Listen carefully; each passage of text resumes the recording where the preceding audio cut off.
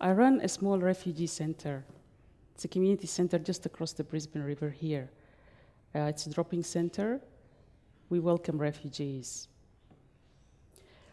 And let me tell you, this is not a 9-to-5 job.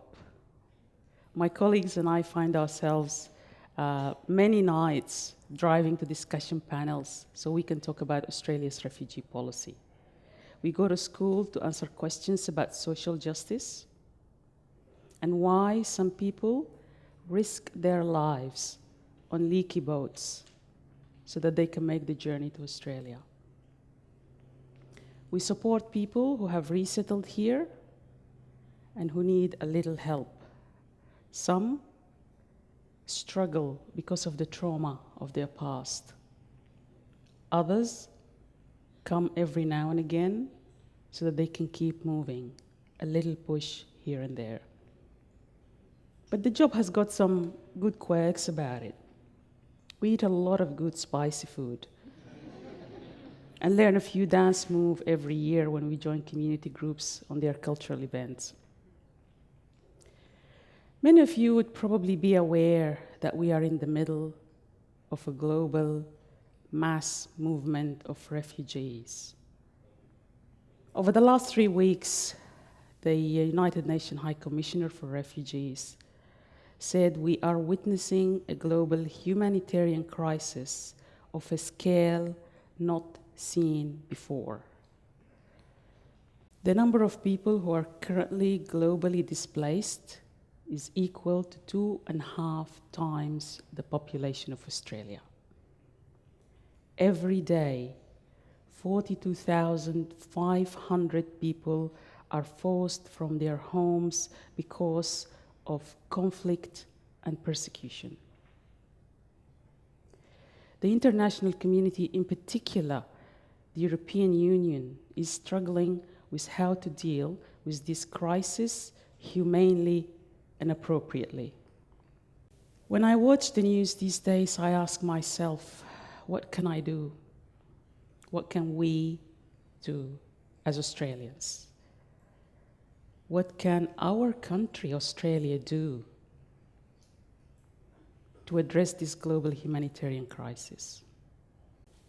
Some are sent back. Others are sent to a third country, for resettlement and/or offshore processing. If you're like me, you'd probably be thinking that Australia's refugee policy is in sharp contrast with our perception of ourselves as a country of a fair go and as a people who are global good citizens. The United Nations High Commissioner for Refugees has called for a global commitment to tolerance and the protection of refugees. I think we are at a time where we need to move beyond tolerance to compassion and collective action. A compassion that is targeted, informed, deliberate, and collective, not only to challenge public opinion, but to create a debate and to hold decision makers accountable. If you want to practice your democracy,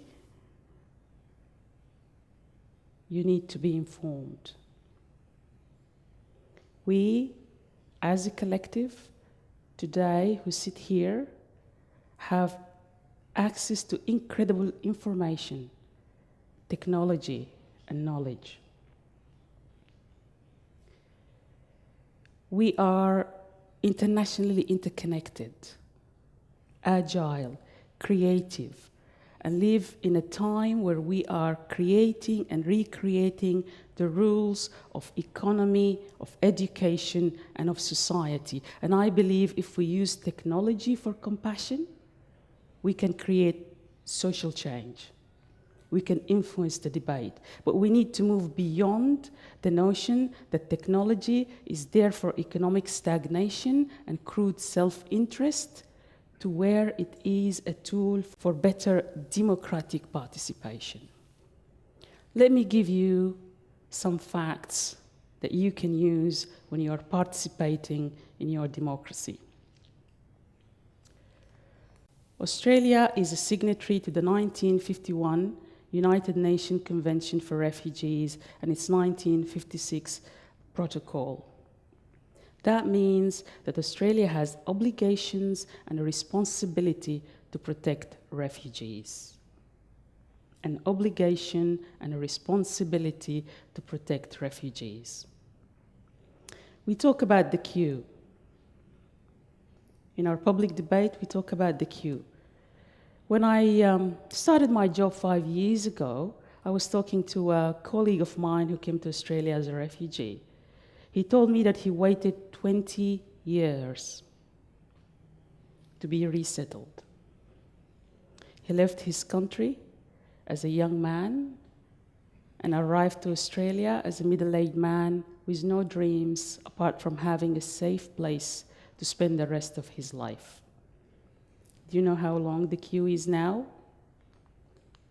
110 years. 110 years, that is, if no more refugees from today start entering that queue. 110 years. We also talk about Australia being flooded. Sorry, the next one. We talk about Australia being flooded by refugees. Just last year, Italy, a small country, had 108,000 refugees. And Greece, just in 1 month, 7,000 people crossed the borders of Greece, just in a single month. Do you know how many people Australia gets per year? 4,500 of Syrian Yazidis. And there is no commitment to increase the number of people we resettle here to more than 25,000. Over the last 3 years, the number of people who came to Australia as refugees is less than the number of people who are displaced or who were displaced in a single day last year. Are we having too many refugees? 9 out of 10 refugees in the world live in a developing country, and there are countries who have more than 1 million refugees each.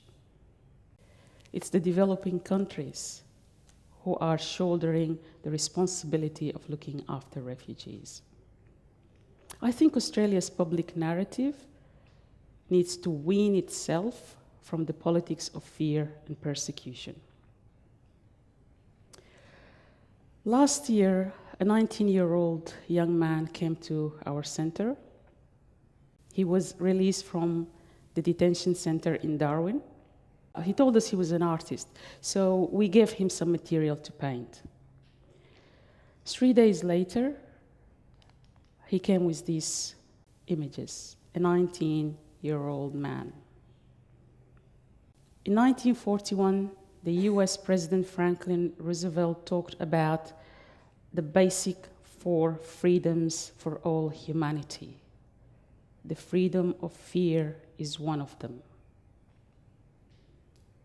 I believe that when we use compassion rather than tolerance, I believe that when we use the technology under our fingertips for compassion, we can be better informed, we can challenge,